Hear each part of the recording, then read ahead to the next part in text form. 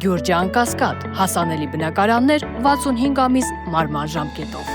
Վերլայնակիցներ, ցանկացած օրենք, որ բերվում է, ինքն ունենում է որոշակի քաղաքական նպատակ, մանավանդ sense բարձր հնչեղությամբ օրենքները։ Օրինակ հաջորդ օրենքը, որը քննարկելու ենք, ակնհայտ ունի քաղաքական նպատակ։ Հիմա փորձենք հասկանանք ինչ նպատակ է հետապնդում այս որոշումը, այս օրենքը, եւ ինչու ինքը ծնվեց հանկարծ։ Մարդիկ հպարտանում էին, ասում էին գազելներ այլևս չկան, ժողովուրդը ուրախ գալիս է, գնում է, վճարում է, երջանիկ է, պատրաստ է 150 դրամ վճարի, երջանիկ ավտոբուսով, ուրախ ավտոբուսով երթևեկելու համար։ Բայց եթե ժողովուրդը ուրախ է, երջանիկ է, գնում է ուրախ ավտոբուսի համար վճարում է, այս օրենքի անհրաժեշտությունը որտեղից առաջացավ։ Որոնք տրամաբանական կլիներ, եթե զեկուցողը վիճակագրություն բերեր, ասեր Երևան քաղաքում տրանսպորտի գինը 50%-ով թանկացնելուց հետո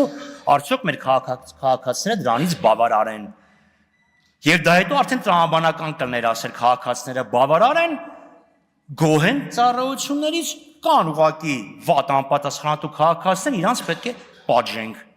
Կամ դրանից ելնելով թանկացումներից հետո ոչ միայն իրանք են գոհ, այլ նաև եկամուտներն են շատացել քաղաքային համանքային բյուջե եւ այդ ավելյալ եկամուտներից քաղաքի կյանքը ավելի բարելավվել է։ Չկա տենց բան, չի բերվել։